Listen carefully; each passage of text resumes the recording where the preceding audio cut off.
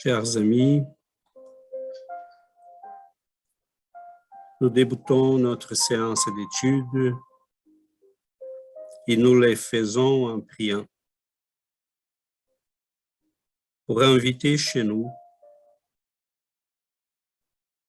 ces êtres de lumière, d'amour, de bienveillance. Nous vivons dans un monde qui nous éprouve en tout temps. Nous avons tous et toutes un chemin, des fois pas si facile, mais nous avons dans ces moments la possibilité de retrouver la sérénité, la paix, la lucidité. Nous vous prions, chers amis,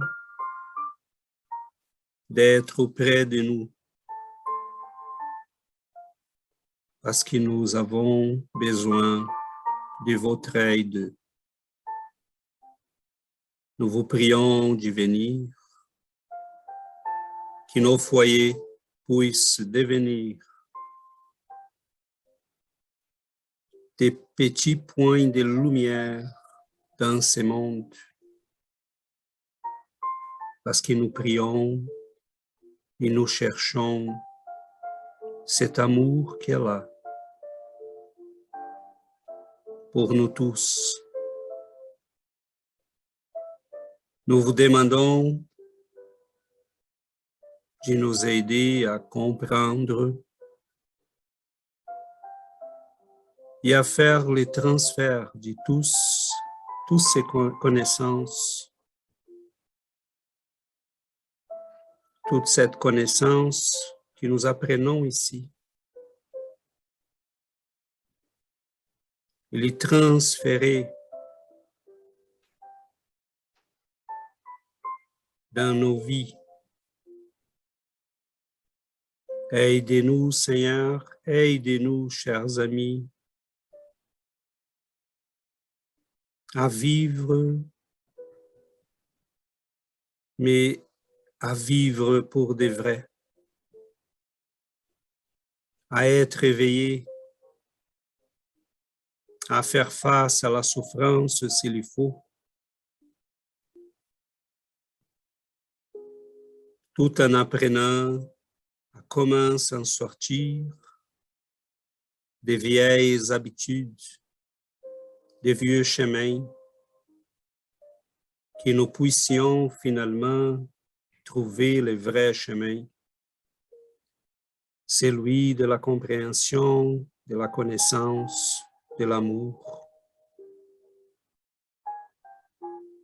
Nous vous remercions de votre amour, de votre bienveillance, et nous vous demandons de nous guider, de nous inspirer pour que nous puissions retrouver cette lumière et la garder allumée dans nos cœurs.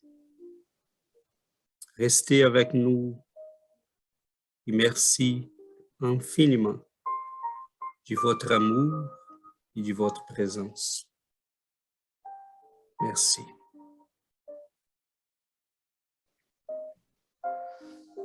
Merci. Bonjour Phil. Partagez les textes ici. Salut. Allô, bonjour. Bonjour. Donc, notre 69e, la 69e. Notre rencontre 69 de l'obsession et les moyens de le combattre.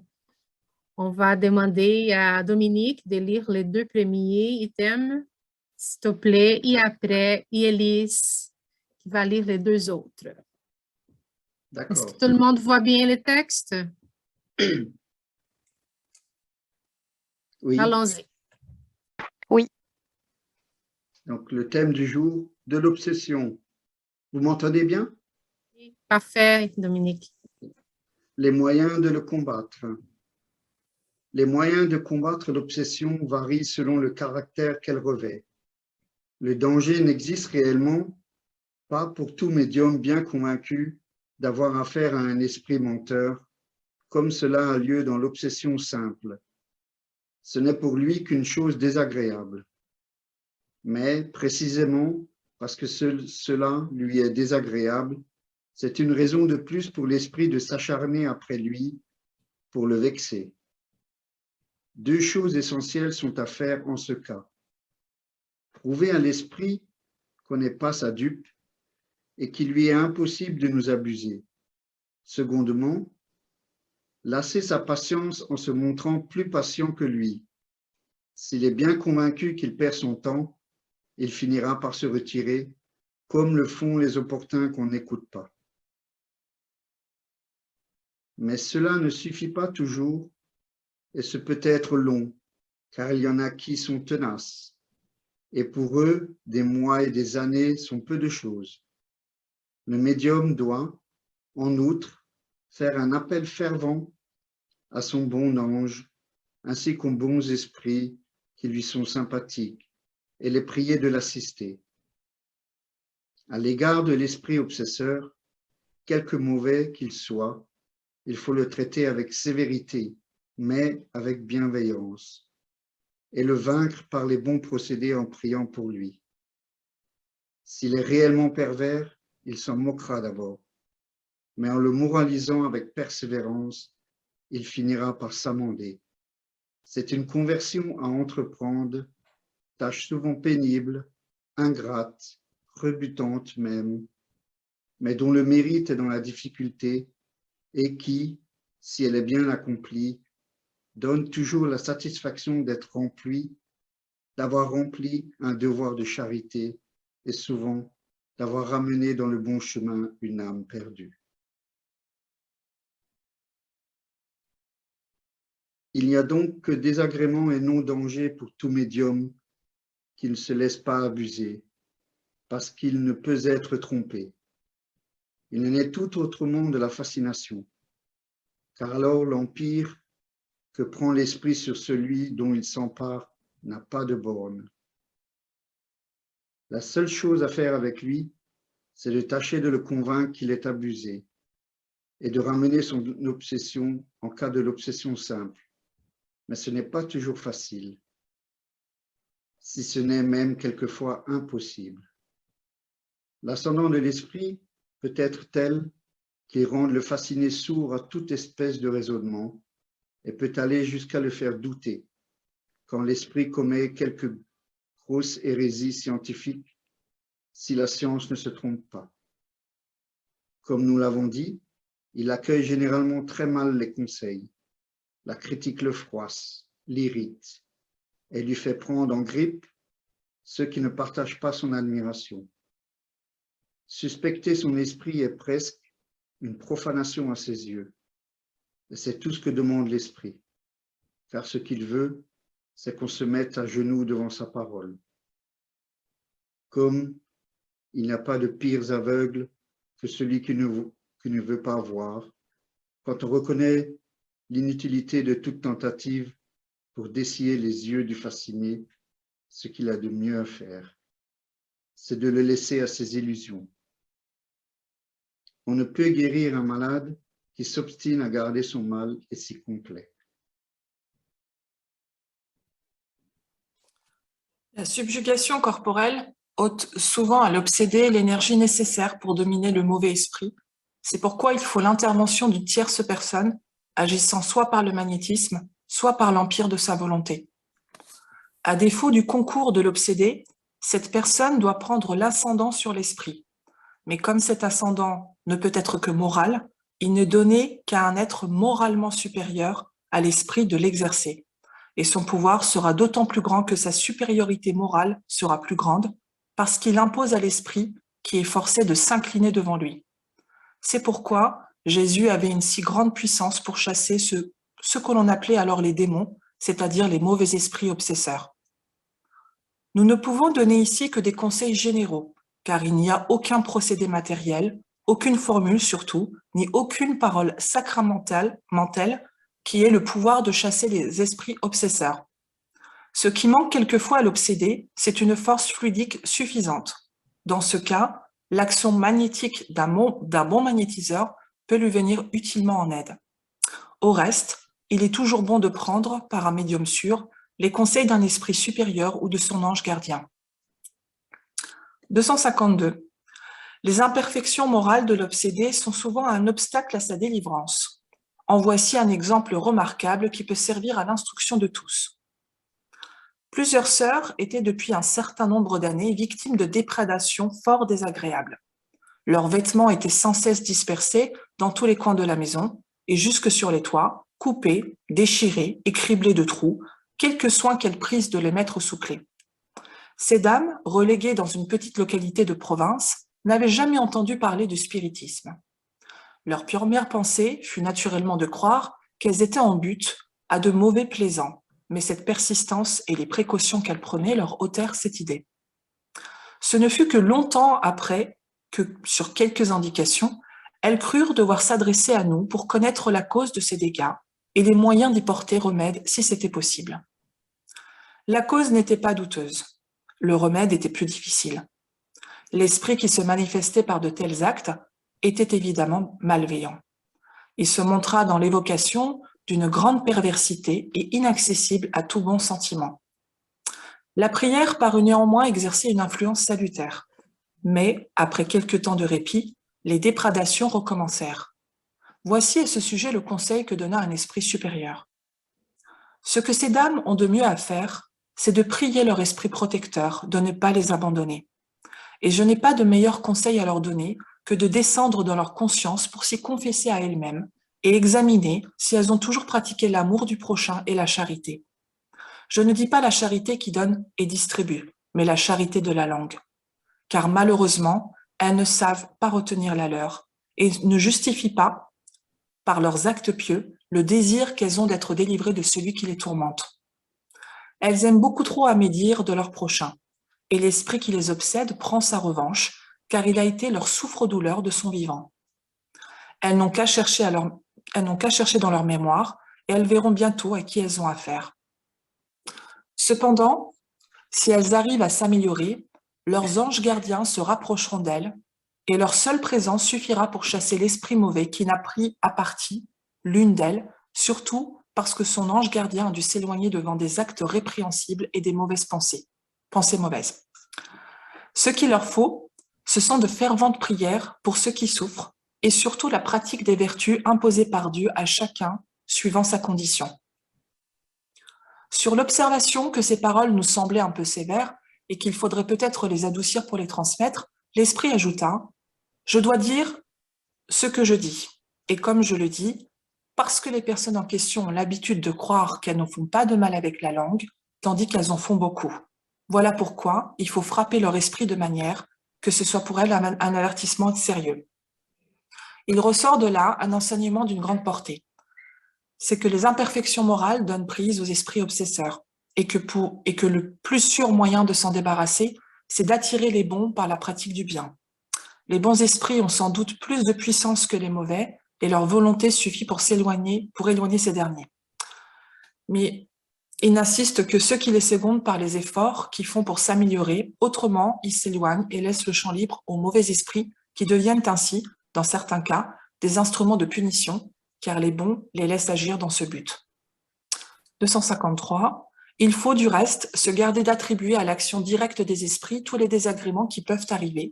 Ces désagréments sont souvent la conséquence de l'incurie ou de l'imprévoyance. Le livre des médiums, Allan Kardec. Merci beaucoup, Dominique. Merci beaucoup, Élise. On a là un texte assez classique sur l'obsession.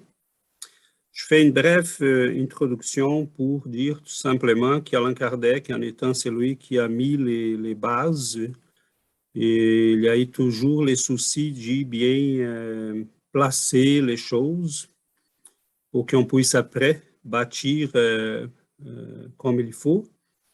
Et là, il fait, première chose qu'il va faire dans le livre des médiums, c'est de dire, bon, il y a à la base 3 types d'obsessions.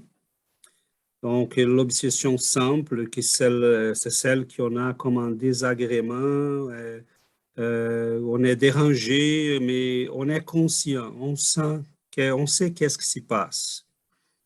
Surtout si on a la médiumnité, qui soit même la simple médiumnité intuitive, simple entre guillemets, parce que c'est probablement j'ai dit là, tout simplement sentir, hein, si on est capable d'au moins sentir, parce qu'il y a plusieurs personnes qui sont des fois capables ils savent qu'il y a quelque chose là qui se passe, mais ils ne s'y rendent pas compte. Ils surtout n'ont pas conscience que cela peut être spirituel. Donc, on a l'obsession simple, on a un cas plus difficile qui sont les fascinations. Et on a les cas plus extrêmes qui sont les subjugations, qui là, on a un contrôle vraiment de l'esprit sur l'obsédé qui est vraiment difficile. Sont des degrés différents, mais ça peut être assez, ça fait partie de notre vie. Je pense qu'une première chose qu'on a dans le spiritisme, c'est qu'on va démystifier la figure de celui qu'on appelle l'obsesseur. Ce n'est plus un démon, ce n'est plus quelqu'un qui a été créé par Dieu pour être comme ça. C'est tout simplement pour exclusivement faire le mal. Sont des frères et sœurs comme nous. Nous avons certainement déjà passé par là. Et cela ne savent pas dire qu'ils ne peuvent pas être assez méchants, connectés au mal, par ignorance ou par leur libre arbitre. On voit là des choses pas mal mauvaises qui arrivent sur cette planète et on ne peut pas dire que le mal n'existe pas. Mais personne n'a été créé pour faire le mal. Personne n'a pas été créé pour rester toujours comme ça. Sont des amis qui ont choisi ces chemins-là et qui, des fois, vont tourmenter les gens qui sont incarnés. Et quelques-uns vont le faire par ignorance. Ils ne sont même pas conscients que leur présence va induire à des états émotionnels, mentaux, spirituels complexes. Donc, Allan Kardec va nous donner plusieurs pistes de solutions pour les obsessions. On va en parler, je ne vais pas rentrer là-dedans parce qu'on aura l'occasion. Et c'est merveilleux en fait parce qu'on a eu à partir du livre des médiums la possibilité de dire aux gens, faites attention, okay? Les esprits sont autour de nous, quelques-uns sont bienveillants, d'autres non, d'autres sont dans l'ignorance, quelques-uns sont vraiment méchants. Ce qu'Allan Kardec ne va pas traiter dans ces textes-là, mais va traiter dans d'autres, c'est que les obsessions peuvent avoir un lien avec notre passé. Ça peut être de la jalousie, tout simplement, parce que quelqu'un nous voit là entreprendre un chemin qui nous ramène à l'équilibre, à la sérénité. On a des amis avec qui on partageait la vie auparavant, des amis qui on faisait des bêtises ensemble, et là, tout à coup, on décide d'échanger. Et ils disent, mais voyons, pourquoi tu fais ça? On était bien, donc continuons sur les chemins qu'on était. Ils essayent de nous ramener. Quand on commence à étudier, quand on commence à travailler, quand on commence à grandir, on sent des fois des obstacles qui vont se présenter. Les jours qu'on a l'étude, quelqu'un de la famille tombe malade, pique une crise, comme on dit ici au Québec. On a migraine épouvantable, On a quelqu'un qui nous appelle et que ça fait des mois qu'on ne voit plus, mais j'ai tellement hâte de te voir, il faut qu'il soit là, exactement là, à 3 heures pile, 3 heures et demie. Donc, il arrive des choses qui sont un peu bizarres. Donc, cela a deux choses. Si on est conscient, on sait quoi faire. Et si on est conscient, on doit être aussi content. Ça veut dire qu'on est sur le bon chemin. Parce que quand des obstacles se présentent, ça veut dire qu'on va dans les sens contraires de ce qu'on faisait toujours avant. Je ne sais pas si vous avez remarqué, mais quand on fait des bêtises, ça a l'air que tout va bien. Jusqu'à ce que ça commence à aller très mal. Donc, il faut être conscient de cet univers-là. Et donc, voilà, et on a Élise qui a levé la main. Donc, j'ouvre la parole pour qu'on puisse s'enrichir. Alors, j'ai plusieurs questions. Sujet très intéressant. À quel moment on parle d'obsession? À quel moment? Dans quel sens? À quel moment on définit que c'est une obsession? Ah, très bonne question, Élise. Allan Kardec va nous dire que, et même la littérature par après, quand ça commence à être insistant, parce que je peux avoir là des désagréments pendant quelques minutes, quelques heures dans une journée ou dans une semaine, mais dès que ça commence à être persistant et je sens là qu'il y a une insistance, là, je peux dire qu'on est en face d'une obsession. Donc, c'est la durée, probablement, et l'intensité aussi qui va indiquer qu'on est en face d'une obsession. D'accord. Et est-ce que l'obsesseur peut influencer l'entourage de l'obsédé jusqu'à écarter en fait certaines personnes? Et bonne question aussi. Donc, oui, ils peuvent faire ça. Cependant, on doit faire attention. Comme Allan Kardec dit dans les textes, les bons esprits ont beaucoup plus de pouvoir. Doucement, ils vont nous entourer, ils vont nous protéger, ils vont nous rassurer, mais il faut qu'on fasse un bout de chemin et qu'on fasse un peu d'effort. Donc, si on a quelques cailloux sur le chemin, il ne faut pas laisser tomber, il faut persister, il faut continuer dans la prière, il faut continuer dans l'étude. Et doucement, on ramasse la force, on attire les bons esprits, on ouvre la possibilité pour que nos guides puissent nous aider. Et là, l'influence de ces esprits sur l'entourage diminue. Diminue au point qu'on peut même carrément la bloquer.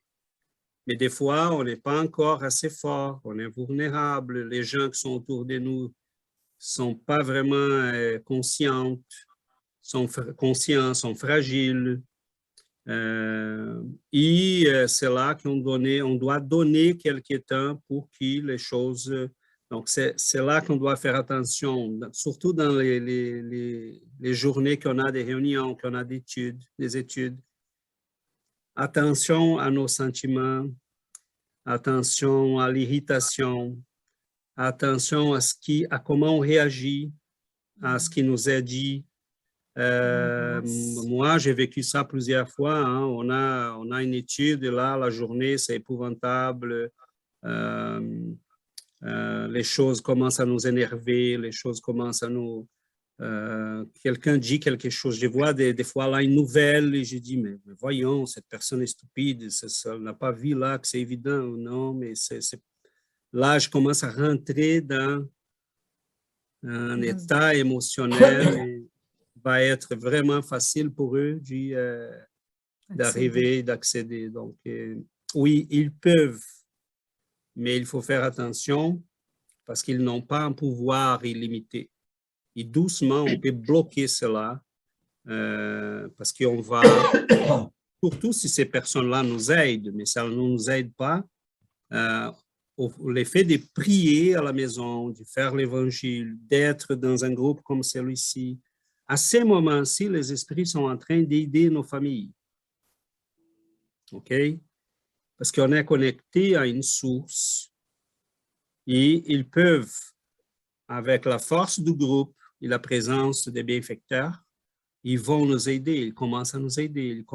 Des fois, ils sont en train de faire des choses là qu'on n'est même pas conscient. Des fois, il y a chez nous quelqu'un qui commence à développer un problème quelconque, une tendance quelconque, qui va présenter un problème quelconque bientôt. Ils sont déjà en train de travailler pour aider. Et on ne voit même pas. Mais c'est qui permet ça? Sommes nous autres. Donc, on est là, on est en train de prier, on attire les bons esprits.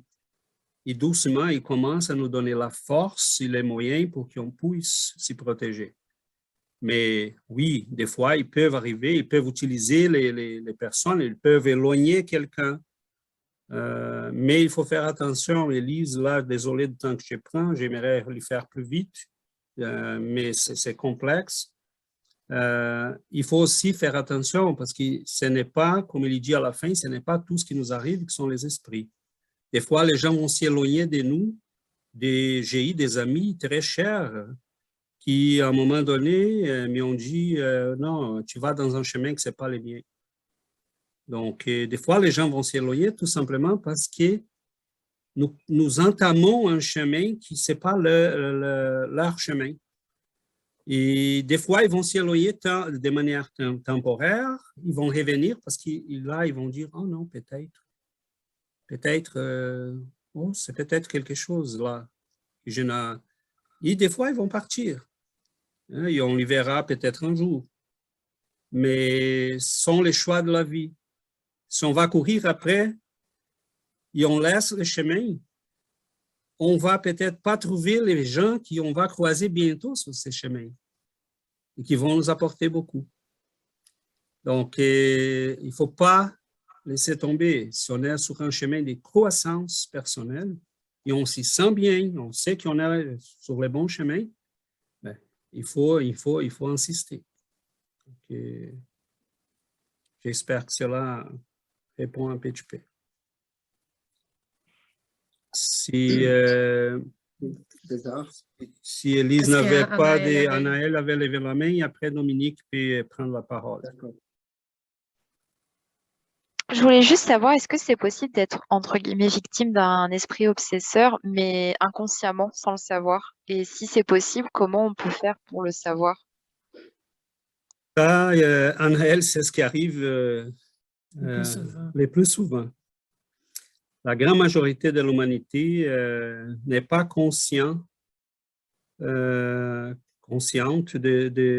l'influence des esprits. Et ça, c'est vraiment catastrophique. Adriana, récemment, dans une de nos études, elle disait la vraie épidémie, ce n'est pas vraiment la COVID, ce sont les obsessions, les angoisses, les tourments émotionnels. On a des milliers et des milliers de cas, ils s'empirent. Et malheureusement, c'est ce qui arrive le plus souvent. Comment les savoir? Bon, nous, on est déjà conscients. On peut aider d'autres. Et ceux qui vont être chanceux de nous croiser, bon, on pourra peut-être les aider, mais tout ce qu'on peut faire, c'est prier pour ces gens-là en espérant qu'ils vont avoir la possibilité de croiser quelqu'un, de trouver un livre sur leur chemin, croiser quelqu'un de nous, voir quelque chose à la télévision qui puisse les éveiller, un film. Dieu trouve les moyens d'aider ses enfants. Donc, certainement qu'on a toujours, si on a là un petit peu de conscience, si on est un peu éveillé, on peut trouver les réponses sur notre chemin. Et des fois, on voit des gens qui ont cherché très longtemps et qui n'ont pas laissé tomber. Et ça, c'est beau, Dieu répond, mais des fois, il veut voir, est-ce que tu veux vraiment? Des fois, on est bien content dans notre obsession aussi à Noël. Il y en a beaucoup de monde qui ne veulent pas voir. Il y en a beaucoup de monde qui sont vraiment très complaisants dans ces obsessions. Donc, Parce que l'obsesseur, des fois, c'est un grand ami. Quelqu'un qui a partagé nos goûts, a partagé notre folie. Quelqu'un qui, nous, des fois, on a induit à la folie et à faire des bêtises.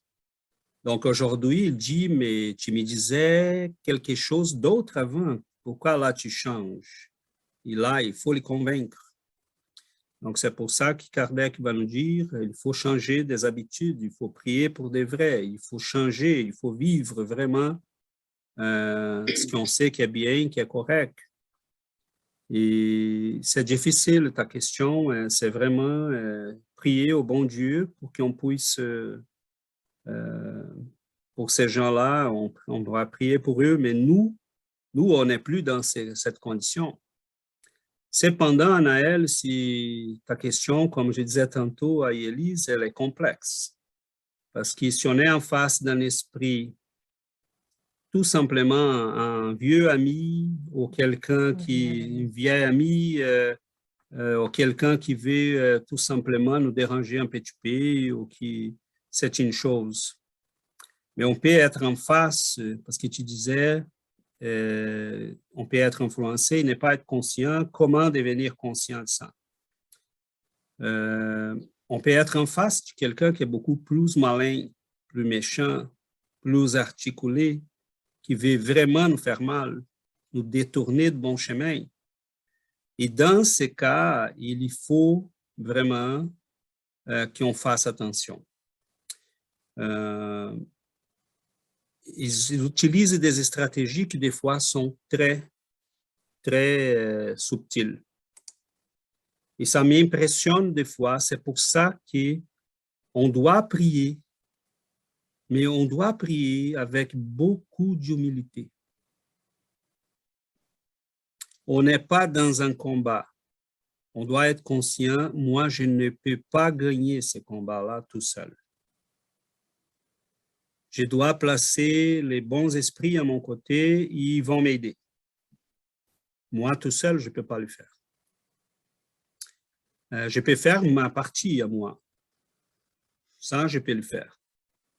Je peux prier, je peux étudier, je peux faire des efforts, je peux essayer de contrôler mes émotions, de me bien placer, d'aider mes guides à m'aider. Mais ils sont très subtils. Et c'est là qu'on doit vraiment faire confiance à nos guides, être dans un groupe, parce que ça nous aide. Il y a toujours quelqu'un qui va nous éveiller, nous montrer quelque chose, nous aider à continuer, nous donner des trucs. Donc, je remarque que des fois,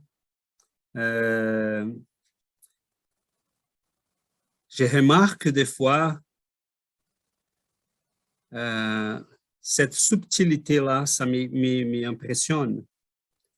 Des fois, je regarde l'Internet pour voir les nouvelles, c'est les seules choses que je vois.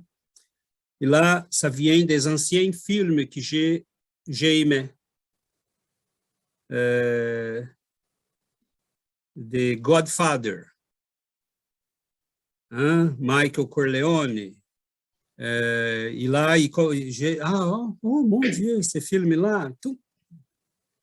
Et là, après, va apparaître un autre. Et là, quand je vois, j'ai passé déjà 20 minutes et ma tête est vraiment dans un autre univers.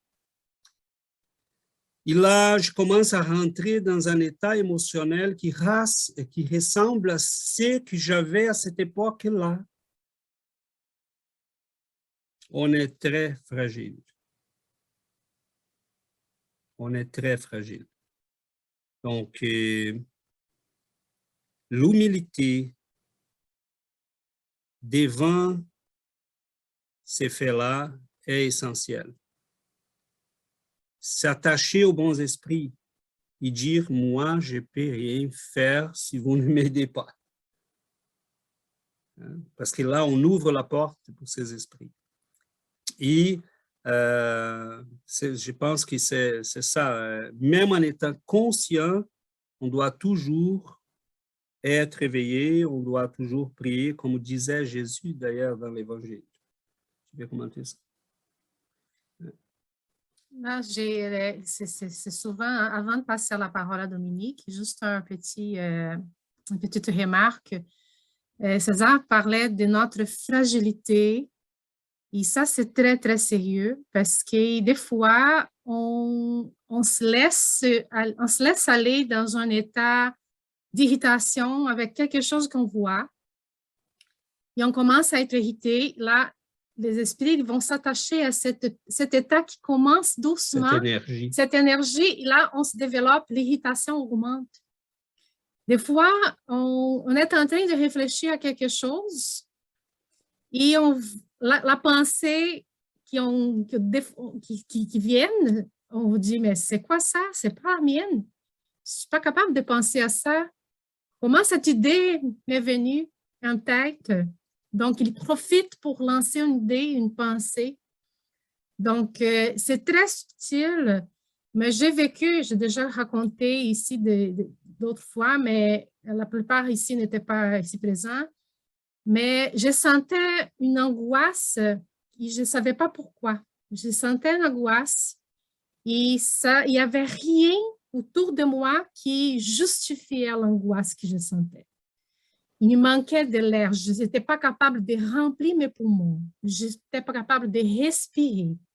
Et je pensais que j'étais malade. Je suis allée voir les médecins et je sentais quelque chose, mais je m'étais pas rendu compte que c'était ça. Donc, c'est tellement subtil. Ils viennent chercher nos pensées, notre état émotionnel. Donc, César a dit, arrête d'être triste parce qu'ils vont s'attacher à ta tristesse. Arrête avec cette irritation qu'ils vont s'attacher. On n'a pas droit d'être triste. On n'a pas droit à être angoissé. On n'a pas droit 2 minutes. Pas plus. Juste 2 minutes, il faut qu'on sorte de notre état émotionnel parce que si on a des esprits à côté, ils vont en profiter, ils vont s'attacher à nous, ils vont empirer notre état. Donc, Jésus nous disait, priez et soyez vigilants tout le temps. Et ça, mais avant, je m'excuse et je demande la permission à Dominique d'en prendre encore 2 minutes. Merci Dominique. Vous voyez comment la chose est ancienne. Je lisais récemment Évagre le Pontique. C'est un moine qui vivait à Sétra en Égypte, dans le désert. Et il écrivait parce qu'il était frappé par ce qu'il appelait des démons. Il rentrait dans sa cellule en pleine nuit, vraiment des fois l'agressait physiquement. Il était certainement un médium d'effets physiques. Et une des choses sur laquelle il a travaillé beaucoup, il nous a laissé des précieux conseils, c'est la question de la pensée. Il disait, c'est par là que ça passe. Et il a remarqué même la manipulation de notre notion du temps. C'est impressionnant, c'est là qu'ils ont dit, là, il était dans sa cellule, parce qu'il était quelqu'un qui a eu beaucoup de pouvoir, qui a vécu là plusieurs situations troublantes à Constantinople, qui a fui finalement parce qu'il a dit non, je ne peux pas continuer ici. Et là, il était dans sa cellule, il disait à un moment donné, j'ai remarqué, je ne me suis pas rendu compte immédiatement, mais là, j'ai commencé à penser, oh, les temps de mon enfance, c'était vraiment super bien. Là, je sentais les goûts des mets, des plats, je sentais la tendresse de la famille. Et pourquoi je suis ici, dans ce désert, dans cet isolement? Et là, quand il n'était pas le passé, donc il manipulait la pensée du passé, et des fois, c'était l'avenir. Oh, il faut que tu fasses quelque chose, il faut que tu amènes les messages à d'autres, il faut que tu puisses utiliser toutes ces connaissances-là, il faut ton avenir est un avenir. Donc, il disait, même là, il me manipulait. Donc, je ne dis pas pour ça, pour qu'on ait on est hyper et on dit, oh, ils ont tellement de pouvoir qu'on ne peut rien faire. Non, ce n'est pas ça. C'est tout simplement qu'ils font ça pour une raison très simple. Très, très simple. Combien de nous faisons attention à ce qu'on pense dans une journée? Combien de fois on s'est dit, pourquoi je suis en train de penser à ça? D'où est venue cette pensée?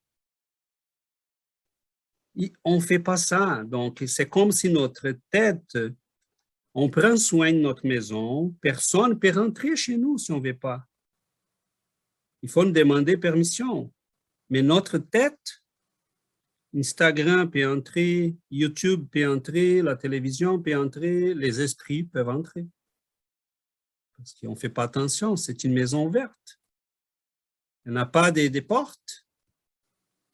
Donc, c'est là les trucs. Ce n'est pas parce qu'ils sont méchants, ils ont beaucoup de pouvoir. C'est tout simplement parce qu'on a une maison qui n'a pas de porte. Donc, mais il faut le fermer. N'importe qui peut entrer. C'est là, il faut qu'on ferme la porte. Voilà. Dominique? Merci César. En fait, j'ai deux petites questions. La première est concernant un frère ou une sœur qui est constamment dans le déni et donc dans cette forme de dissonance cognitive. Est-ce que c'est une forme d'obsession? Parce qu'on est impuissant face à quelqu'un qui refuse d'admettre toute chose évidente. Et répondre, et après, bon, n'oublie pas, on est dans un groupe, quelqu'un peut être là, avoir là une meilleure réponse que la mienne, hein, donc je m'y lance, mais soyons tous bien là ici. Ça peut être, Dominique, on en a déjà vu des cas. On peut avoir, ce sont plusieurs cas, en fait, là, qu'on pourrait traiter dans cette question qui tu soulèves. On a des gens qui sont des médiums et qui sentent la présence des esprits et qui sont dans les dénis. Ils disent non, non, non, je ne vais pas ça, ce n'est pas des esprits, c'est quelque chose d'autre. Et là, on dit à la personne, écoutez, commence à étudier, commence à prier, prends ta vie en main, c'est toi qui as les contrôles. Tu ne laisses pas faire contrôler par d'autres parce que et ça peut être un cas. D'autres sont des gens qui sont assez immatures encore et qui disent non, je ne vais pas aller par ces chemins-là parce que ces chemins, rien nous est imposé, rien est exigé, mais si on est assez mature, on comprend, comme dit le texte, qu'il faut qu'on change. Je ne peux pas continuer à vivre de la même manière et à imaginer que je vais... c'est là que les gens ont de l'illusion, ils viennent au centre spirit, ils disent, est-ce que tu peux enlever l'obsesseur? On pourrait. On peut prier, on peut... faire l'invocation de cet esprit à la session médiumnique, on peut appliquer de l'énergie et bloquer là pendant quelques temps, mais 2 semaines après, ça revient parce que la personne n'a rien changé dans sa vie. Donc, il y a des gens qui éprouvent la présence des esprits obsesseurs, mais qui ne veulent rien changer dans leur vie. Donc, ils vont chercher des gens qui offrent les services de les débarrasser de ces esprits, mais dès qu'on ne demande rien à la personne, laisse-moi continuer à vivre comment je vais vivre. Donc, je ne sais pas si je réponds exactement à ta question, mais il y a des gens même qui, des fois, là, ça peut tomber un peu dans des cas de fascination aussi, hein. Des gens qui sont tellement... contrôlés par des esprits avec qui ils ont une affinité, certainement. Donc, mettons, je me rappelle un ami qui est quelqu'un de très bien, mais pas très vigilant. Et à plusieurs reprises, la personne là, notre ami qui était en charge de nos réunions médiumniques. C'était quelqu'un qui était très, très expérimenté, très...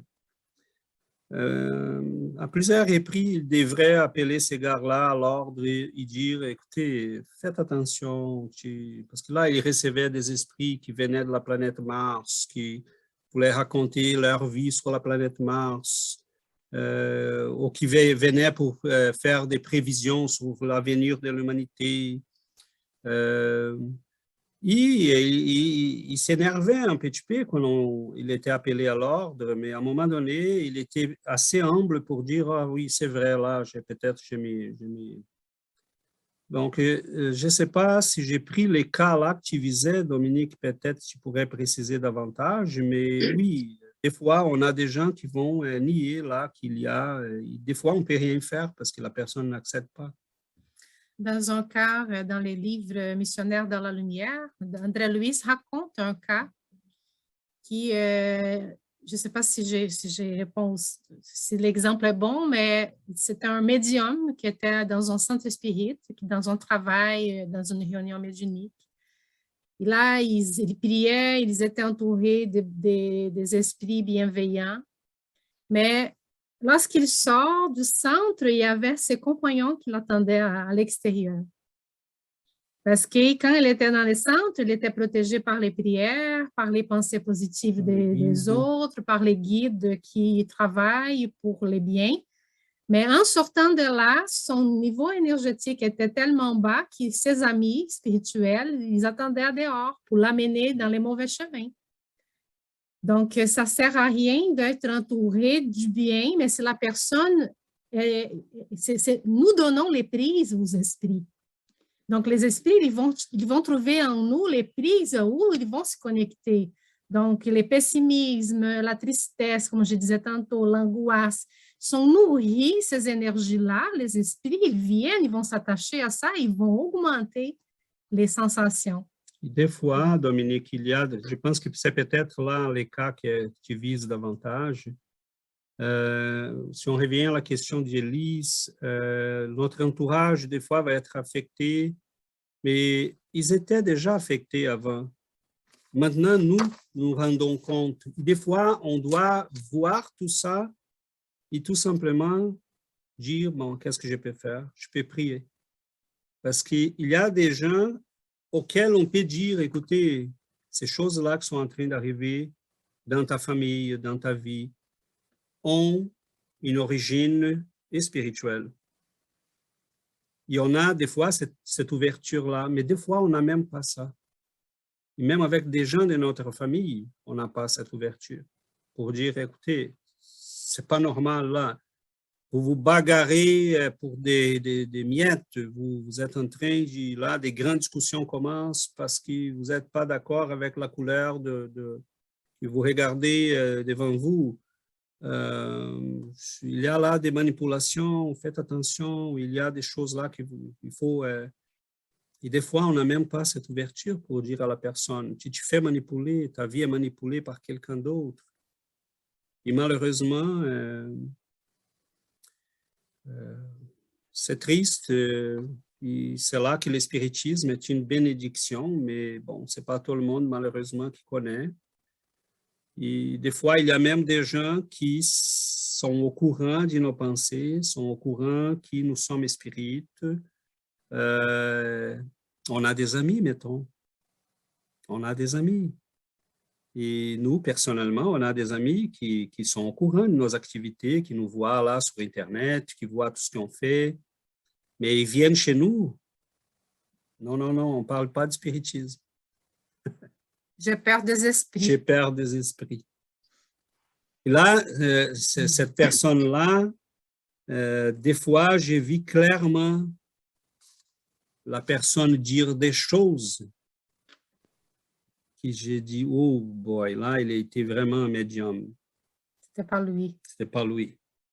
Mais je le voyais clairement.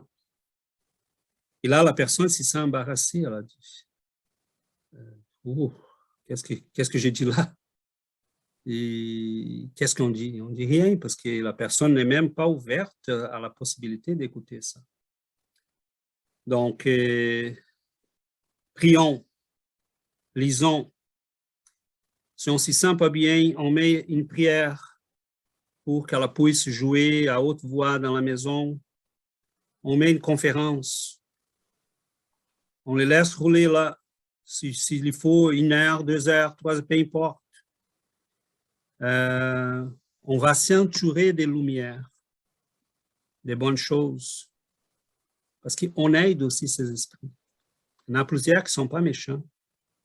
Ils cherchent de la lumière. Ils cherchent de l'aide. Et si nous, on ouvre la porte, ils vont être aidés aussi. Tu avais d'autres commentaires, Dominique, questions? Je voulais juste savoir si la deuxième question était, dans le cas d'une obsession, puisque nous sommes sur une planète d'épreuves et d'expiation, que nous sommes sujets à ces obsessions constamment par les incarnés ou les désincarnés. Est-ce que ça fait partie d'un programme d'évolution? Belle question, Dominique. Très belle question. On est tous à l'école ensemble. Si Dieu nous séparait les bons des mauvais, les plus intelligents des moins intelligents, on grandirait jamais. Les bons resteraient bons pour toujours et les méchants et mauvais, bon, c'est les contacts, ce sont les échanges, c'est cette chose vivante-là qui sont les relations humaines entre incarnés et incarnés, incarnés, désincarnés, désincarnés, désincarnés, qui vont nous enrichir. Donc, des fois, Giovanna dit, oh mon Dieu, que ces esprits bienveillants travaillent comme des fous, mais ils travaillent parce qu'ils ont compris, c'est comme les professeurs qui travaillent comme un fou pour rendre la vie de ses élèves plus facile, pour qu'ils comprennent les choses. Il dit, je sais que vous allez faire face à des problèmes là, je peux peut-être quelques trucs à vous donner pour faciliter les choses. Donc, pourquoi des gens comme Chico Xavier, Allan Kardec, Léon Denis, d'autres viennent? C'est qu'ils veulent partager avec nous ces connaissances, les chemins qu'ils ont fait déjà. Ils peuvent nous montrer quoi faire. Et c'est là, on ne peut pas avancer tout seul, on ne peut pas avancer isolé. Mais là, Dominique, il y a un côté très beau dans tout ça. Au moment que quelqu'un d'entre nous commence à s'éveiller, commence à marcher dans la bonne direction, persiste, persévère, on ouvre le chemin pour d'autres. C'est intéressant parce que, regardons, plusieurs d'entre nous ici sont déjà en train de vivre ça. Mettons, je regarde Alexandre et Adriana. Dans nos études en portugais, il y a là une demi-douzaine d'amis à eux qui sont déjà présents dans ces études-là, des gens qui, ça faisait des années qu'ils ne voyaient plus. Et là, ce sont des gens qui sont en train de vivre un moment très, très spécial parce qu'ils sont en train de changer. Il y avait là des médiums qui étaient... qui ne savaient pas quoi faire avec la médiumnité. Il y avait des gens qui avaient peur des esprits. La grand-mère s'y présentait, toute bienveillante, pleine d'amour, et la fille avait peur. Ce sont des esprits, oh, j'ai peur des esprits. Et là, elle commence à vivre une phase de grande beauté, parce qu'elle a dit, non, là, je comprends, je veux qu'elle vienne, je vais entamer cette relation-là, elle est bienveillante, c'est ma grand-mère, elle est en train de me soigner, donc, on ouvre, mais pourquoi? Si Alexandre et Adriana restaient dans leur monde, et, bon, je prends soin de moi, de ma famille, je n'ai envie de personne, je ne partage personne. Donc, tant qu'on découvre et on commence à marcher dans ces chemins, et même ceux qui sont des obstacles pour nous aujourd'hui, demain, ils vont dire peut-être, oh, cette personne-là, elle persiste, hein? Peut-être qu'il y a là quelque chose.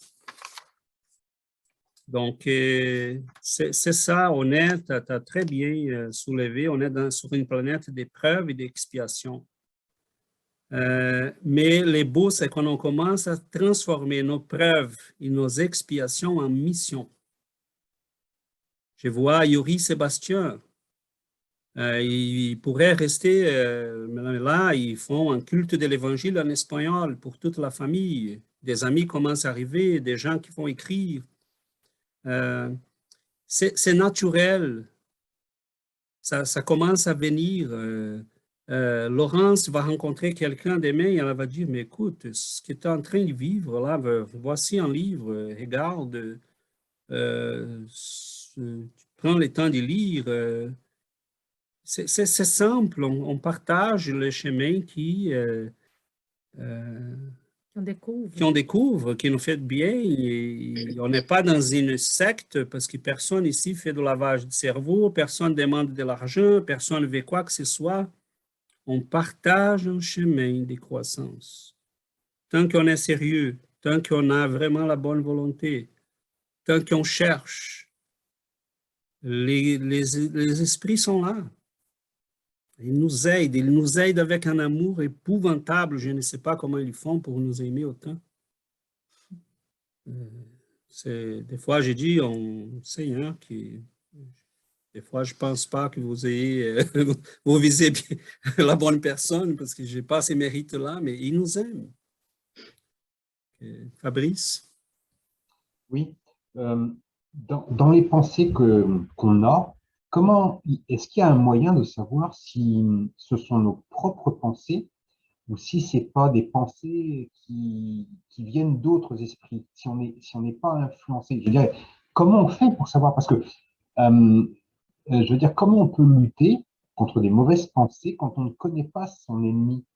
Et dans le même ordre d'idée, quand on fait des choix, par exemple pour l'avenir, que ce soit des choix professionnels ou personnels, comment savoir si ces choix viennent véritablement de nous ou s'ils ne sont pas, s'ils viennent pas d'autres esprits? C'est difficile de savoir véritablement ce qui vient de nous, quoi. Si ce sont vraiment nos propres choix, nos propres pensées, c'est pas facile, quoi. Tu es au cœur de la question là, du sujet. Je me lance et je ouvre après la parole à qui veut partager aussi. Comme je disais tantôt, Fabrice, on croit qu'on se fait manipuler à n'importe comment, mais en fait, c'est parce qu'on n'est pas très attentif. La première chose, c'est qu'on commence à faire un tri de tout ce qui nous arrive. Il faut trier tout ce qui nous arrive. On n'a pas cette habitude. On ne fait pas très attention. Mais quand on commence à étudier le spiritisme, on sait que la pensée, notre corps mental est comme une station radio, mais pas celle, c'est comme les stations radio, les radios amateurs qu'on dit, c'est ce qu'on dit aussi en France, en français. On peut recevoir, on peut émettre aussi. Donc, on est en communication. Ce que le spiritisme nous explique, c'est au moment qu'on pense, on ne pense pas tout seul. Au moment qu'on pense dans une fréquence.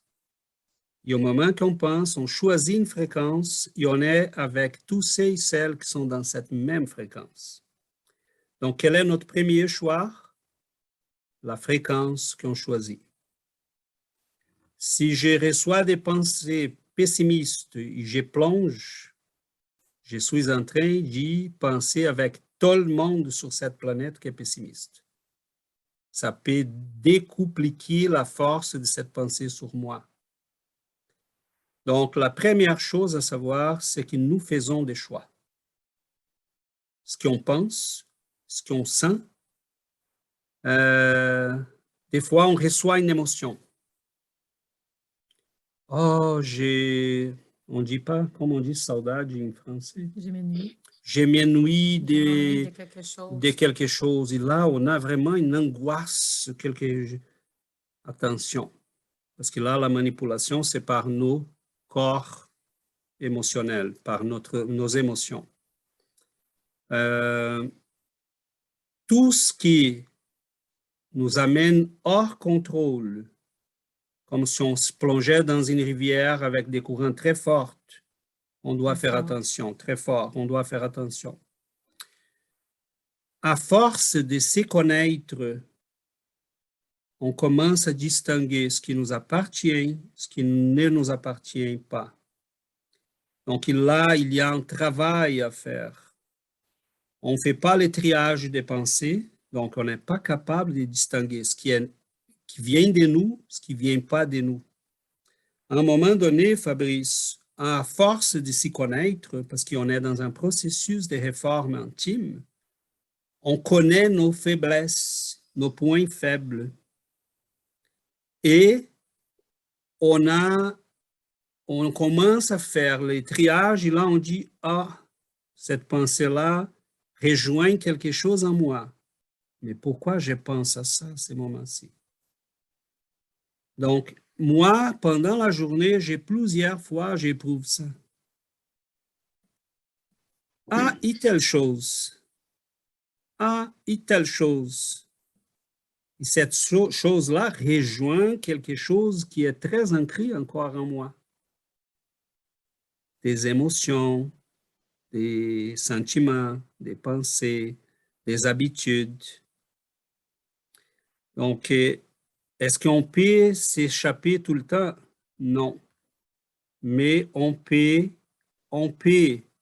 faire attention et doucement, on commence à faire les tris. Tu disais quelque chose là de très important. On a des décisions à prendre. Est-ce que je déménage ou je ne déménage pas? Est-ce que je prends cet emploi-là ou je ne le prends pas? Est-ce que j'ouvre ma vie à cette personne-là ou je ne l'ouvre pas? Donc, gardons la tranquillité. Continuons sur notre chemin. Prions. C'est là qu'il ne faut jamais, avec l'âge, comme on dit en bon québécois, l'âge,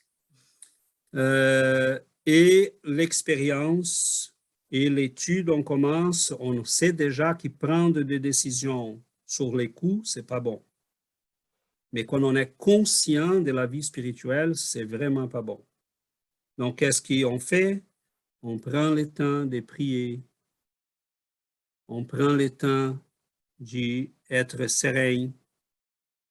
Et là, on laisse le temps à nos guides de nous montrer des aspects. C'est impressionnant, Fabrice. Moi, j'ai eu des journées, je parle de mon expérience à moi, parce que c'est ce que je connais, j'avais plusieurs choses à régler. Je n'étais pas bien, j'étais énervé, les choses là si enclenchaient les unes sur les autres. J'ai dit, OK, je ne fais rien. La planète va continuer de tourner si je ne décide pas ma vie aujourd'hui. L'univers va rester là si je décide pas. Je décide demain. Des fois, répondre à un simple courriel qu'on vient de recevoir et qui nous énerve sur les coups. C'est impressionnant. C'est un simple courriel. Le lendemain, j'ai lu le même courriel, j'ai dit, oh, j'ai mal compris. Ce n'est pas ces mots-là. Et j'allais répondre d'une manière énervée et agressante. Oh, la décision que je devrais prendre à ce moment-là, j'ai dit, oh, je n'ai pas vu cet aspect-là. Si je déménage, cela va impliquer telle chose pour mes enfants ou telle chose pour ma profession. Je n'avais pas vu. Donc, si on prie, si on s'y entoure de cette lumière, on donne le temps aux bons esprits de nous guider. Et si les mauvais ont ces pouvoirs, pourquoi les bons ne l'ont pas? Ils en ont. C'est tout simplement ouvrir la porte. Donc, pour conclure, ça prend un peu de patience, Fabrice, ça prend un peu de temps, d'exercice et de persévérance. Parce que la vérité, c'est qu'on ne fait pas le triage de nos pensées. On ne s'y connaît pas. Et là, on peut être la proie des esprits facilement parce qu'ils me manipulent, vont me manipuler comme si j'étais une marionnette. Donc, ce qu'on fait là, c'est un exercice déjà pour tout ça. Oui, Yuri? Oui, merci, c'est ça. Oui, je voulais juste partager une histoire assez comique pour nous autres lorsque nous savons des esprits qui viennent en quelque sorte m'attaquer, que j'ai la difficulté et tout ça. Bon, on prie, on essaie de leur parler et tout ça, mais à un moment donné, ça ne marche pas. Puis souvent, on dit, si vous ne partez pas, parce qu'on leur dit tout le temps, nos travaux, c'est les vendredis, les lundis, vous pouvez retourner, on vous invite à retourner, maintenant, ce n'est pas le moment. Et quand ça ne marche pas, nous, souvent, on dit, OK, si vous ne partez pas, on appelle le propriétaire de la maison. Le propriétaire de la maison, c'est César, que vous sachiez. Oui, oui, parce que à un moment donné, c'est comme ça que les autres t'appellent. Je ne pense pas que je te l'avais déjà dit, mais les autres, ils t'appellent le dueño de la casa, c'est le propriétaire de la maison. Alors nous, il y en a à un moment donné un qui est venu qui était très, très, très difficile, qui a dit, moi, je ne veux pas parler avec toi, je veux parler avec le propriétaire de la maison. Donc, c'était César. Et là, après ça restait comme ça. Donc, nous, souvent, on dit, si tu ne t'en vas pas, on appelle le propriétaire de la maison. Donc, ça montre, c'est ça. Donc, ça montre le pouvoir de la morale, tu sais, le pouvoir qui parlait ici dans les textes. Oui, c'est ça, c'est comme ça. Je m'excuse de te le dire. Et nous autres, ça ne fonctionne pas parce qu'on sait qu'on n'a pas la moralité que César, dans ce cas, il a. Donc, comment c'est important pour nous tous comprendre cette partie-là, comme dans les textes, il dit, il faut avoir un pouvoir moral, il faut changer notre façon d'être, il faut travailler sur nos désirs profonds. C'est comme tantôt, tu l'as dit, c'est ça, on a ces désirs-là, qui c'est le désir immédiat, mais on a toujours ce désir profond auquel les autres, ils viennent s'attacher puis suralimenter. Donc, comment c'est important, ces réformes intimes que le spiritisme nous appelle à faire, toutes ces syntonies, toutes ces affinités. Donc, on ne veut pas avoir ces syntonies-là avec ces esprits-là. En étant moi, au début, quand j'ai commencé avec des problèmes, des obsessions très, très difficiles, même physiques, des fois, je sentais... il m'étouffait, puis je ne respirais pas tellement, c'était difficile. Tout ça a changé avec l'étude, ça a changé avec les changements que j'ai eus dans ma personne. C'est vraiment changé ces désirs-là, changer ma personnalité, changer mes sentiments, changer ma façon d'être. C'est ça qui a fait, en plus de l'étude, absolument, puis d'être aidé par César et les esprits supérieurs, ça a tout changé, cette affinité-là, cette vengeance-là. Puis souvent, on en reçoit toujours des frères et sœurs qui cherchent cette vengeance-là, que les textes y parlent. Mais c'est plus la même chose. Maintenant, on a les outils, grâce à tout ça qu'on apprend ici. Avant, je me tordais par terre, puis je pleurais, puis vomissais. Maintenant, je suis capable de leur parler, de me tenir fort, d'essayer de connecter avec les esprits supérieurs. Donc, et voilà, juste notre grand outil, c'est ce changement en nous et la prière absolument. Merci. Tout à fait. Parfait. César, quand elle appelle, César a un trou qu'il appelle Jésus. Donc, ça se règle facilement. En fait, je n'ai pas cette morale-là si grande que ça. Ce que j'ai, c'est que je regarde ses amis et je vois moi-même. C'est simple comme ça. Ces esprits-là, je me vois. Donc, en fait, je suis en train de parler à des anciens amis. Et ça, je ne le dis pas de la bouche vers l'extérieur, je le dis de mon cœur. Et des fois, quand ils sont très insistants, je dis, OK, vous pouvez me ramener en abîme, si vous voulez. Mais Jésus va venir me chercher pareil. Et là, vous allez être invités pareil. Donc, quand on a choisi, on peut tomber. Ça fait partie du chemin. Et on va tomber plusieurs fois. C'est pas grave, des choses vont se mal tourner, la vie, des fois, prend des moments difficiles. Mais on se soulève, on se lève, on recommence, on refait le chemin. Et moi, sincèrement, quand je regarde ces esprits-là, quand j'ai déjà raconté ici une fois, quand je lis Notre Solar, Notre Demeure, je n'ai pas reconnu notre demeure, là, la colonie spirituelle, j'ai reconnu l'umbral. J'ai dit la vérité de ces livres-là, c'est pas, je ne me rappelle pas de cet endroit beau et merveilleux-là qu'il raconte, mais je me rappelle très bien, c'est l'autre-là. Personne, je n'avais pas besoin d'être convaincu. Et quand ces esprits viennent, je me rappelle du mon passé. Donc, j'ai une immense pitié du chemin des douleurs et des souffrances. Parce que c'est tellement triste. L'amour est tellement à côté. Un geste d'humilité. Un geste d'humilité. S'y courber une fois, s'y mettre à genoux une fois devant Dieu, et tout serait réglé. Et des fois, on ne le fait pas. André Luiz il raconte dans ses livres, quand André Luiz a vécu à l'Umbral, hein, et ceux qui connaissent les livres, c'est les moments quand il a dit « Est-ce que Dieu existe? Est-ce que c'est vrai que Dieu existe? » Là, les bienfaiteurs étaient à côté. Il a pu voir les bienfaiteurs. Il a commencé à prier. C'est les gestes d'humilité et la prière. La prière, là, on dit toujours la prière, la prière. Mais si on savait les pouvoirs de la prière, on les faisait tout le temps. On serait tout le temps en train de prier. Là, juste pour raconter une petite partie du livre que je suis en train de lire, les livres Les Messagers. Là, les bienfaiteurs arrivent dans une maison où, ils ont l'habitude de prier, de faire des rencontres pour l'écoute de l'Évangile. Là, il raconte que les esprits qui sont dehors, quand ils viennent dans les esprits inférieurs, quand ils arrivent près de la maison, ils vont s'éloigner, ils ne rentrent pas. Parce que la lumière est tellement forte, ils ne sont pas capables de venir.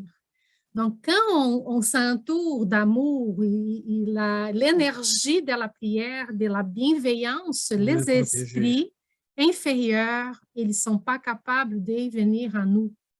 Donc, c'est très important, notre changement d'habitude, la prière tout le temps, la vigilance tout le temps, et on va être entouré de lumière. Et à ce moment-là, les esprits, là, nos anciens amis, parce qu'on ne peut pas oublier que nous avons tous un passé derrière nous. Et si on est ici encore, c'est parce que nous avons fait beaucoup de bêtises dans notre passé. Donc, on a des amis qui sont de l'autre côté encore et qui nous cherchent. Donc, mais c'est la connexion à l'amour qui nous protège. Oui, Laurence? Oui, en fait, je me disais que notre étude, elle fait vraiment suite à celle de la semaine dernière sur la médiumnité, puisque pour ressentir justement les obsesseurs, c'est l'usage de la médiumnité, donc plus ou moins consciente, mais nous sommes tous. Donc justement, je pense que par rapport à ce que disait Dominique aussi, quand quelqu'un n'est pas conscient de son obsession, ça passe déjà par le fait de ne pas être conscient que nous sommes tous médiums et donc tous sous l'influence des esprits à tout moment. Et en fait, je pensais quand j'ai reçu le sujet de l'étude, j'ai tout de suite eu un livre en pensée, mais j'hésitais à en parler parce que je trouvais que c'était très intéressant. Justement, nous parlons des petites tracasseries du quotidien, justement, ces émotions qu'on ne contrôle pas, etc. Et ça, on le vit tous. Moi, je sais que j'ai un dialogue intérieur permanent, donc parfois mes enfants me disent que je suis folle, mais tant pis. Je suis sans arrêt en train de me parler intérieurement. Je sens que je vais m'énerver et je me dis « calme-toi, calme-toi ». J'appelle au secours, maintenant j'ai appris à le faire pour m'aider à me calmer, mais où je dis quelque chose et je me dis non, ça c'est pas bien, j'aurais pas dû dire ça, il faut que je rattrape le coup. Enfin, sans arrêt, j'ai une pensée qui vient et Récemment, justement, j'ai eu une pensée comme ça et je me suis dit, ah non, non, non, non, il ne faut pas que tu penses comme ça c'est pas bon, c'est pas possible. Enlève cette pensée de ton esprit, chasse-la, chasse-la. Mais je fais un combat et je me parle à moi-même, en fait. Bon, voilà. Mais il ne faut pas que je dise ça à un psy parce que je vais finir, je vais finir internée. Bref, je voulais justement en arriver, le lien se fait tout seul, à un livre auquel je pense, c'est Sauver de la folie d'Ibaldo Franco et qui est psychographié, je l'ai noté, par Manuel Filomeno de Miranda. Je ne sais pas, César, si tu veux en parler. En fait, j'hésitais à parler de ce livre, bien que ça soit la première chose qui me soit venue quand j'ai vu le sujet d'étude, parce qu'on est justement dans le cadre d'une médiumnité importante et donc avec une obsession qui conduit la jeune fille qui en est victime jusqu'à l'hôpital psychiatrique pour la protéger d'elle-même et qui la coupe de sa famille et la famille aussi est en proie vraiment à... Enfin, tout le monde est désespéré, bien évidemment. Et une jeune infirmière spirit comprend, elle va voir la famille, mais on la rejette parce que la famille est justement catholique, je crois, si je ne dis pas de bêtises, et donc on ne veut pas entendre parler d'esprit obsesseur. Mais finalement, donc c'est tout le parcours, c'est un livre vraiment que j'ai beaucoup aimé. Et on suit tout le parcours de cette jeune fille. Justement, on va savoir cet esprit obsesseur. En fait, il a été victime du papa de la jeune fille dans cette vie-là, en fait. Et il veut se venger parce qu'il se dit qu'en faisant sombrer sa fille dans la folie, il espère conduire le papa au suicide, en fait. Voilà, donc c'est une très belle histoire parce que ça ouvre des portes de compréhension sur plein de choses. Et puis surtout, comme toutes les belles histoires, elles finissent. Merveilleux, Voilà. Laurence, merveilleux. Je suis très content que tu lises déjà à ce niveau-là et des livres de cette profondeur-là qui sont certainement une source merveilleuse des ressources spirituelles. Donc, bravo. Et ce que tu viens de raconter, c'est exactement ça. Oui, on a des obsessions, mais on a de l'amour, on a de la bienveillance. Les guides sont là. Dès qu'on ouvre la porte, dès qu'on fait les premiers pas, ces êtres-là qu'on appelle des obsesseurs, on a un compromis envers eux aussi. On doit s'éduquer pour les éduquer. On doit persister dans les bons chemins pour les ramener sur les bons chemins. Et des fois, plusieurs de ces esprits-là, je me rappelle un en particulier qui est venu me voir une fois, il a dit mais je te connais bien, hein? On faisait pas mal de folies ensemble, ça fait quelques siècles. Et j'ai dit, mais t'es là encore? Au moins, j'essaye. Je sais que je ne suis pas grand-chose, mais j'essaye. Oui, mais je ne suis pas certain que je vais aller dans ces chemins-là. Je ne suis pas certain que tu veux rester dans cette... Je ne suis pas certain que Là, tu vas rester. Je vais rester toujours à côté pour voir si tu es Et c'est exactement ça qu'il a dit. Je reste un peu loin pour voir jusqu'où va ta volonté. Donc, on a eu plusieurs vies, mes amis. Et dans quelques-unes, on a fait de belles choses. Et dans d'autres, on a fait des bêtises épouvantables. Donc, on a ces mélanges-là. C'est pour ça que pour nous, ça, ce n'est pas un chemin, ce n'est pas un combat dans le sens du... On n'est pas là pour... On est là pour finalement trouver un chemin de lumière, d'amour. Oui, on peut choisir de vivre toutes les passions de ce monde, mais on a déjà passé par là. C'est ça que je me pose comme question des fois. Combien de temps, combien encore des fois je dois répéter ces mêmes expériences pour être sûr qu'il faut arrêter? Parce que vous voyez que le sujet est passionnant, mais je pense que concentrons-nous sur cet immense amour qu'il y a là pour nous. On a des milliers d'esprits bienveillants qui ne trouvent que des fois une porte ouverte. Giovanna parlait de la maison qui priait. Mais qu'est-ce que vous pensez qui va arriver au moment qu'on commence à prier? notre maison, notre vie va être pleine des esprits bienveillants qui disent « Oh, finalement, quelqu'un qui prie. » Donc, ils sont là, ils veulent nous aider. Ben, c'est ça, des fois, ils ne trouvent pas les chemins. Les chemins n'est pas ouverts.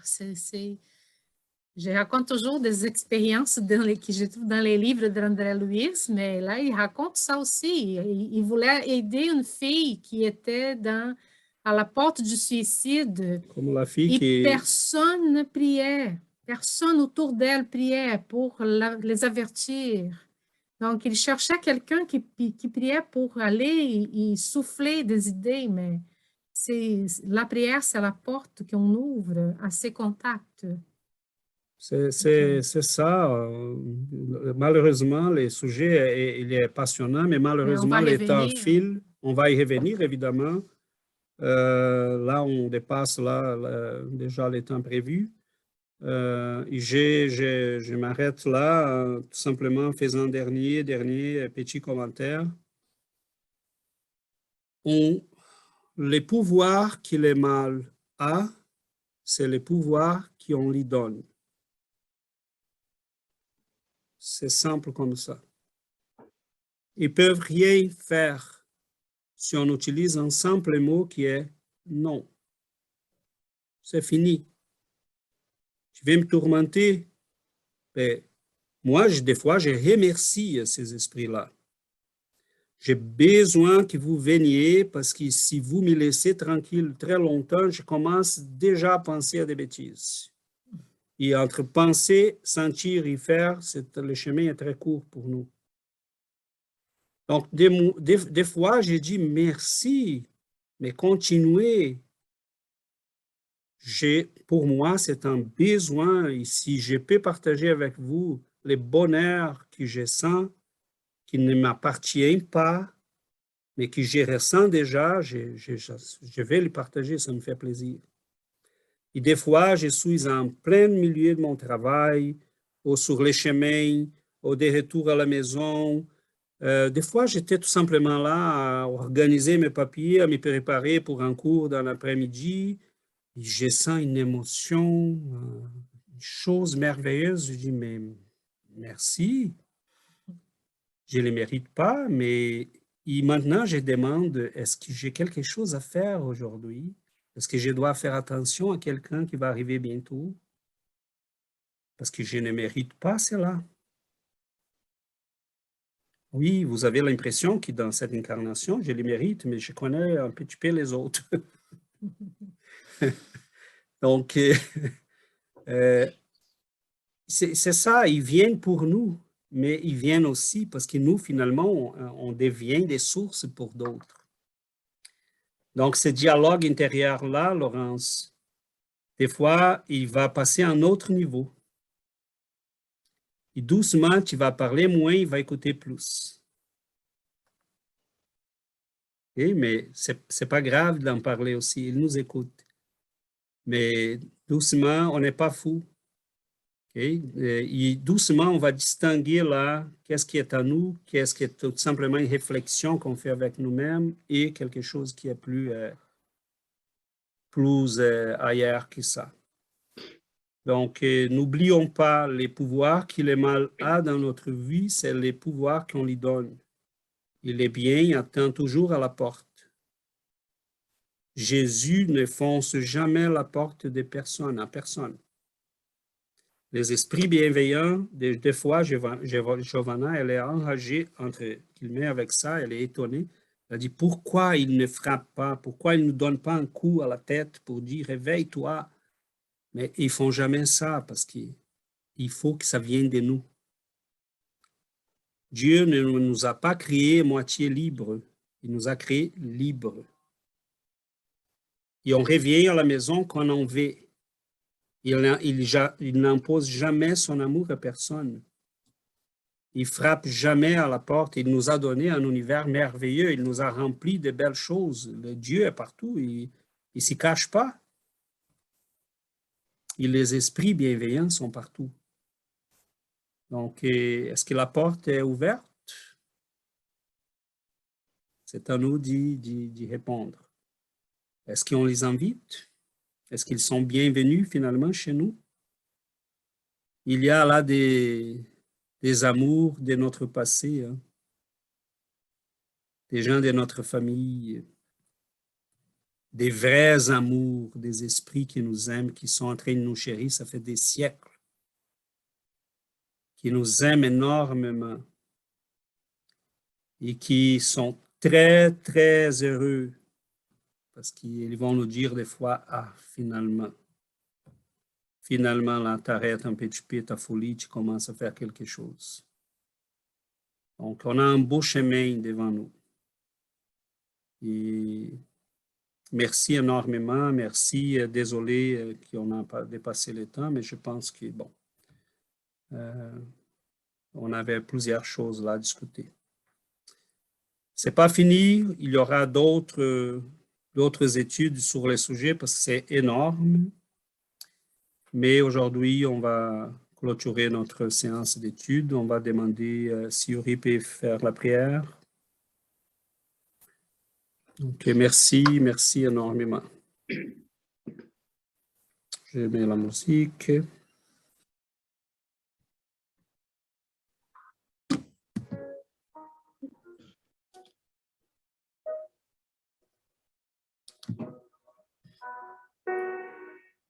Seigneur Jésus,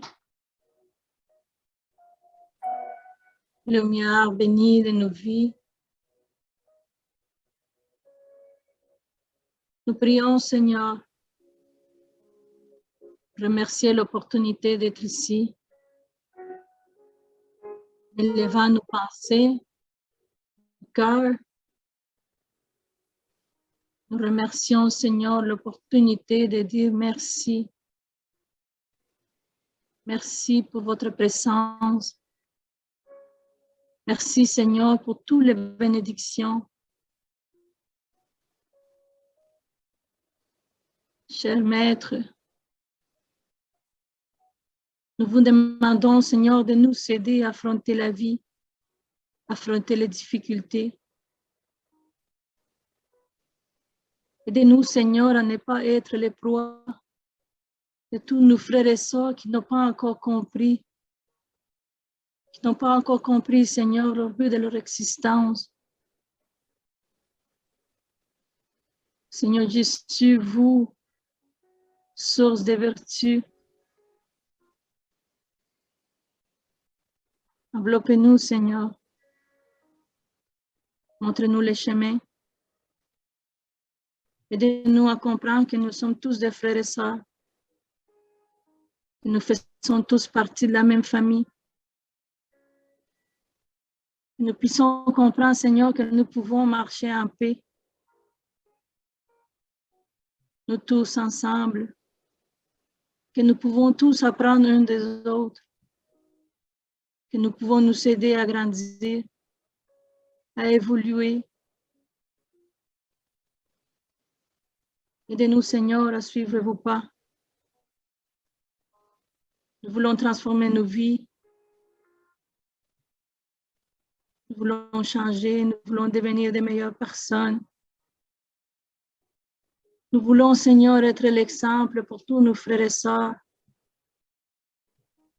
Tous ceux qui nous veulent du mal. Qu'ils puissent s'approcher de nous, Seigneur. Pas pour nous faire du mal, mais pour apprendre avec nous.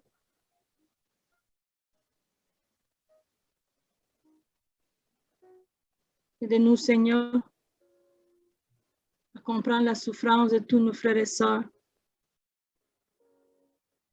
en sachant que nous-mêmes, nous avons déjà été dans les ténèbres de l'ignorance. Aidez-nous à avoir plus de compassion, plus d'empathie, à prier plus pour eux, à prier pour tous nos frères et sœurs dans le monde, à vivre dans l'amour pour pouvoir transmettre l'amour. Merci, Seigneur, de votre présence. Merci, cher bienfaiteur. Permettez, Seigneur, que nos amis spirituels puissent avoir toujours accès à nous par nos comportements,